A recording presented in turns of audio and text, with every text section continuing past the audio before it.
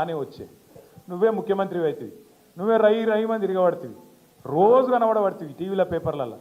మరి నేను అడుగుతున్నా రేవంత్ రెడ్డి గారు, 14-15 నెలల తర్వాత కూడా ఇంకా కేసీఆర్ని తిట్టుకుంటూనే బతుకుతావు. ఇక గాడ శ్రీశైలం సొరంగం కూలిపోయింది.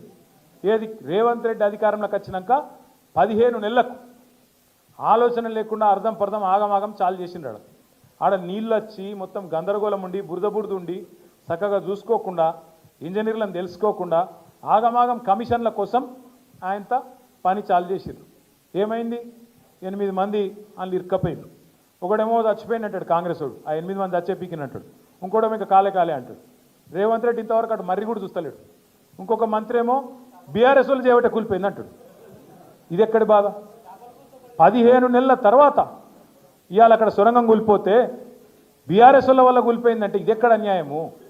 ఇక పోనీ కూలిపోయింది, ముఖ్యమంత్రి ఆడు చూడడు, కొంతమంది మంత్రులు పోయినారు. పోతే మంత్రులు ఏం చేయాలి? ఆడ పోయి నిజంగా ఆ కార్మికుల కుటుంబాలకు ధైర్యం చెప్పాలి, ఏమన్నా అయితే మేము ఆదుకుంటామని చెప్పాలి, తప్పు జరిగిందని క్షమాపణ అడగాలి, మర్యాదగా మాట్లాడాలి. కానీ మరి ఏం చెప్తారు వాళ్ళు? ఒకడేమో చేపల కూర తింటుడు, ఇక్కడ చేపలు బాగుంటాయి శ్రీశైలంలో, రేయు తిందామని వాడు ఒకటి తింటాడు, ఆడవాడు దాస్తుంటే వీడేమో తింటాడు. గత నీతి లేని వాళ్ళు మంత్రులు. ఇంకొక ఆయన ఇంకా విచిత్రం ఇది. ఇడా ఏం జరగలేదు, ప్రమాదం ఏమైందంటే నీళ్లు వాటర్ కలిసిందట. నీళ్లు వాటర్ కలిసిందిరా నాయన. గిసొంటోళ్ళు మంత్రులు, మన కర్మానికి రేవంత్ రెడ్డి ముఖ్యమంత్రి, గిసొంటోళ్ళు మంత్రులు. వీళ్ళ కథనమే ఇట్లున్నది. కాంగ్రెస్ వాళ్ళ కథ, కాంగ్రెస్ వాళ్ళ అందం ఇట్లుంది. బీజేపీ వాళ్ళు వాళ్ళకైతే మొక్కాలి. మీ ఎంపీ ఉన్నాడు ఒక ఆయన ఏం చెప్తుండో మాకైతే తెలియదు. ఎందుకంటే 8 మంది గెలిచారు బీజేపీ వాళ్ళు. రూపాయి వచ్చింది ఆయన తెలంగాణకు. మోడీ గారి ప్రభుత్వం 11 ఏళ్ల నుంచి ఉన్నది ఇవాళ దేశంలో. ఏమిచ్చింది తెలంగాణకు? ఏం ముఖం పెట్టుకొని ఓట్లు అడుగుతారు?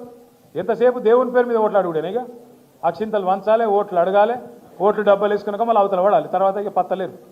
అరే బడ్జెట్లో రూపాయి ఇచ్చింది లేదు, ఒక స్కూల్ ఇయ్యవు, ఒక కాలేజీ ఇయ్యవు, ఒక పరిశ్రమ ఇయ్యవు, ఏది ఇయ్యవేందా అంటే మళ్ళీ ఏమనంటే నువ్వు దేవద్రోహి, దేశద్రోహి, నువ్వు ధర్మద్రోహి, ఈ ద్రోహి, ఆ ద్రోహి. ఇంతేనా? ఇక తెలంగాణకి చూడలేదా? ఆఖరికి ఆ చేవెళ్ళ రోడ్డు జాతీయ రహదారి, దాని మీద మన పెద్ద యాక్సిడెంట్ అయింది. కేసీఆర్ ప్రభుత్వం వచ్చినాక ఆ రోడ్డును విస్తరించాలని చెప్పి చాలా తంటాలు పడ్డాం. అక్క కూడా పాపం బాగా కష్టపడ్డది.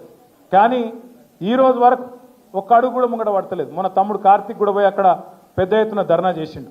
వెంటనే రాష్ట్ర ప్రభుత్వం పూనుకోవాలి, ఆ భూసేకరణ చేయాలి, ప్రాణాలు కాపాడాలని చెప్పి మన పార్టీ వాళ్ళందరూ కలిసి బ్రహ్మాండంగా ధర్నా కూడా చేశారు. నేను మిమ్మల్ని ఒకటే కోరుతున్నాను, ఏనాటికైనా పెద్దలు చెప్పిన ఒక మాట వాస్తవం. ఎట్టి పనికైనా మట్టి పనికైనా మనోడే ఉండాలి. ఎట్టి పనికైనా మట్టి పనికైనా మనోడే ఉండాలి. ఏనాటికైనా కేసీఆర్కు తెలంగాణ మీద ఉండే ప్రేమలో, కేసీఆర్కు తెలంగాణ మీద ఉండే ప్రేమలో 1% కూడా కాంగ్రెస్ వానికి బీజేపీ వానికి ఉంటుందా? మీరు ఆలోచన చేయాలి. ఎన్నటికైనా ఈ రాష్ట్రానికి, ఈ రాష్ట్ర ప్రజలకు, రాష్ట్ర ప్రయోజనాలకు శ్రీరామ రక్ష ఖచ్చితంగా కేసీఆర్ నాయకత్వం తప్ప బీజేపీ వంతో కాంగ్రెస్ వంతో ఎన్నటికీ కూడా ఏం కాదు.